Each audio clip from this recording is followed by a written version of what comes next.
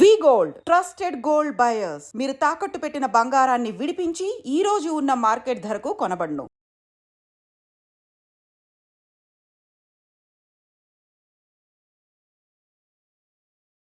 పాక్ లోని ఇప్పుడు ఉగ్రవాద స్థావరాలపై పూర్తిగా మనం టార్గెట్ గా దాడులు చేస్తున్నాం. అందులో భాగంగానే రావల్పిండిలో కూడా దాడి చేసిన పరిస్థితి. రావల్పిండి అనగానే మనకు గుర్తొచ్చేది ఏంటి అని అంటే మ్యాచెస్ జరిగేటటువంటి ప్రాంతం. చాలా టైమ్స్ మనం కూడా ఇండియా అక్కడ మ్యాచ్లు ఆడిన పరిస్థితి. అండ్ స్టేడియం అక్కడ అతిపెద్ద స్టేడియం, అక్కడ ఫ్రీక్వెంట్లీ మ్యాచెస్ కూడా జరుగుతుంటాయి. అక్కడ ప్రస్తుతం మ్యాచ్ కూడా జరుగుతున్నటువంటి ప్రాంతాన్ని మనం టార్గెట్ చేసుకున్నాం. యాక్చువల్లీ మనం టార్గెట్ ఎందుకు చేసుకున్నామంటే మరి పాక్ మంచిగా చెప్తే వినట్లేదు, వాళ్ళు ఎదురు దాడి స్టార్ట్ చేసిండ్రు. మరి మనం ఏమన్నా తక్కువ తిన్నామా? మనం ఎందుకు, మన దగ్గర ఉన్నటువంటి ఆయుధాలు అసలు పాకిస్తాన్ దగ్గర ఏమున్నాయని వాళ్ళు ఏదైనా దాడి చేస్తే దాన్ని తిప్పి కొడుతున్నాం. ఆల్రెడీ మన మీద వడకంటే ముందే దాన్ని పేల్చేస్తున్నాం గాల్లోనే.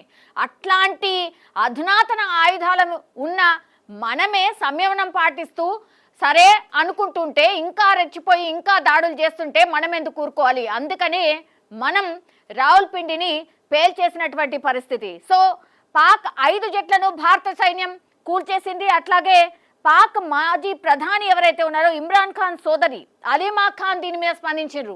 అన్ని దాడులు చేస్తున్నారు, పూర్తిగా ఇక్కడికి వచ్చి రావల్పిండి ప్రాంతాన్ని పేల్చేసి పోతుంటే మీరు ఏం చేస్తున్నారు అని వాళ్ళ గవర్నమెంట్నే అక్కడ క్వశ్చన్ చేస్తున్న పరిస్థితి. సో ఎంత నిస్సహాయ స్థితిలో పాకిస్తాన్ ఉంది అనేది మనకి ఇక్కడ స్పష్టంగా అర్థమవుతున్న సిచ్యువేషన్ అయితే ఉంది. పాక్ ప్రభుత్వం వీటిని గుర్తించకుండా ఏం చేస్తుంది అంటే, మన దాడులు చేస్తుంటే అసలు పాక్ ప్రభుత్వం ఏం చేస్తుంది, నిద్రపోతుందా అని అక్కడున్న నాయకులే వాళ్ళ ప్రభుత్వాల్ని అడుగుతున్న సిచ్యువేషన్. ఏం చేస్తారు? ఆర్మీ చీఫే పాపం బంకర్లో పోయి దాక్కున్నాడు. ఇంకేం చేస్తారు?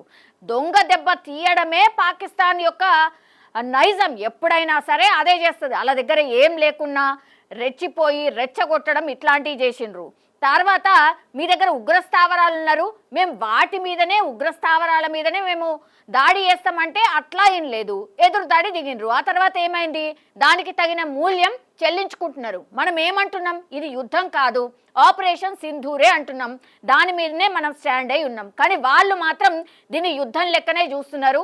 అట్లాగే మన దగ్గర ఉన్నటువంటి వాళ్ళు కూడా చాలా మంది చనిపోయినరు. పాపం సివిలియన్స్ మొన్న 26 మంది ఉగ్రవాదులు చంపినరా. ఆ తర్వాత ఇప్పుడు 16 మంది పాపం మన భూభాగంలో ఉన్న మన భారతీయులని 16 మందిని మనం పోగొట్టుకున్నాం. మరి మనం ఏం చేయాలి? ఇంకా ఇంకా ఇంకా కూడా పాకిస్తాన్ ఇట్లనే చేస్తే మాత్రం దాడులు కొనసాగే పరిస్థితే ఉంటుంది. ఇక్కడ ఉన్నటువంటి సిచ్యువేషన్ని పూర్తిగా ఒక వీడియో ద్వారా అక్కడ అంటే రావల్పిండి ఎట్లా పేలిపోయింది, ఏంది ఏం కథ అనేది కూడా ఒక వీడియో సర్క్యులేట్ అవుతోంది. నిజంగా ప్రస్తుతం ఉన్నటువంటి సమాజం దేనికి ప్రయారిటీ ఇస్తుంది? ఆర్థిక సంబంధాల చుట్టూ మాత్రమే తిరుగుతుంది. మళ్ళీ ఎన్నికలంగానే చాలా విరక్తి కలుగుతాను. మంచి అనిపిస్తుంది కదా, లేడీస్ కూడా ఛాలెంజింగ్ జాబ్స్ చేసినప్పుడు చాలా బాగుంటది. ట్రాఫిక్ అసిస్టెంట్స్ గా నియమించిన ట్రాన్స్జెండర్స్ అందరితో సాల్యూట్ చేయించుకుంటున్నారు. ఫుడ్ డెలివరీ ఇవ్వటానికి వెళ్ళినటువంటి డెలివరీ బాయ్ అనిల్ పై కళ్ళ ముందు